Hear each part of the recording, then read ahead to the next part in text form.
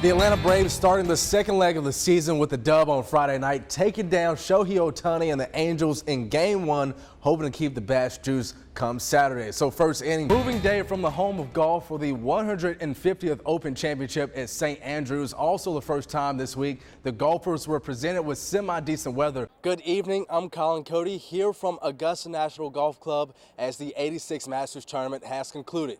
25-year-old Scotty Scheffler shoots a 10 under to win his first green jacket. Another one of the guys sitting near the top of the leaderboard, to no one's surprise, is Scotty Scheffler. What do you mean, no surprise? I mean, he's just the #1 ranked golfer in the world, Brendan. And your pick to win. My pick to win. So with Scotty, you know, he had 4 birdies and 1 bogey on the second 9, but 24 different countries playing in this field, 33 from the United States and 39 are representing their international countries. So Augusta is going to be a huge melting pot for the next couple of weeks, and these girls have traveled not only across the country but the entire world. As for many of these young women, it's a great opportunity for them to try new things, especially with food. I spoke with University of Stirling golfer Louise Duncan, who has traveled more than 4,000 miles from Scotland to be here, and she has a long list that she wants to complete before she leaves the States. I really want to go to Wendy's. I haven't been yet. I don't know why. I've been to, what's it called, Chipotle. I've been to Chick-fil-A. That's nice. I like that. But Wendy's is up there.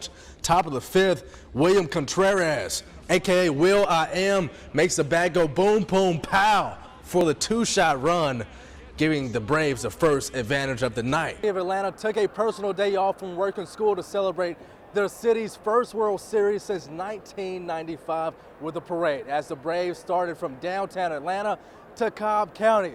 All right, Trey, I know you're a official NCAA athlete, so I'm not going to play one-on-one with you per se, but how about a game of horse? No, we can do that. All right, good deal. That's not like you the best chance of winning. Well, we'll see about that. Hey, this is your home course, so we're going to play it by ear. No, I'm catching out there. Thanks for my change. Here's the spot right here. You. Told you. Oh, is that an H? Thank you guys for staying up late and kicking it with us like some bad breath. A lot happening in college football this Saturday. We're going to start in the ACC with Clemson visiting NC State. We're going to pick up fourth quarter, 4 seconds left in the game, tied at 14. Wolfpack kicker Chris Dunn misses his 3rd kick of the day, forces overtime. You always remember your first time walking through the gates of Augusta. Well, one young patron is enduring his first Masters Week, and who he's sharing the experience with makes this trip a tad more special.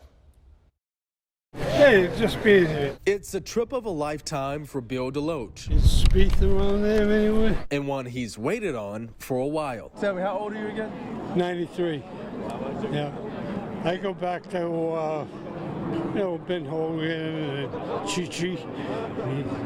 And those guys were great. It's his first time making it to the Masters all the way from Boston. Like I say, I'm an ordinary guy and work for a living like you do. And to get down here is quite a thing. He arrived on Thursday and made his way through the crowds and all the way down to Amen Corner. And he was back bright and early on Friday. I was tired. So we had chairs and sat down. Now I was pooped. When I left here, I didn't know if I was going to get back to the car. And the fact that he trucked it out yesterday with my younger brother, I'm like, shoot. I'm thinking, all right, it's pretty hilly, but I can't complain. I mean, he went over there. He's freaking 93 years old. So what can I say? I can't complain at all. He didn't believe he was going until he got through the gates. And he didn't tell you this part. He thought the tickets were fake. He was thinking, all right, we're going to show up and someone's giving us fake tickets. He didn't believe it. Even though he came on down here, he's like, I'm going to wait till I actually get to the gate, scan the ticket, and they say you're good to go. He thought it was a scam. $3,000 tickets. What the hell are you going to think? Until he put the stamp on that thing, we walked through the gate. I said, okay, you got them. And he's not alone.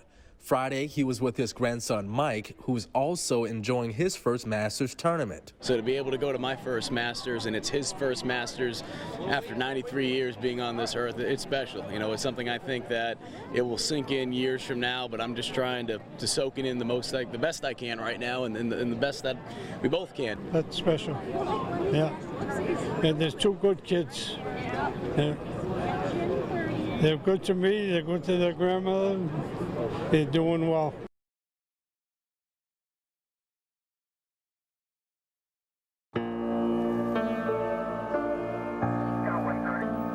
In golf and in life, sometimes you can't control the negative, but you can still overcome it.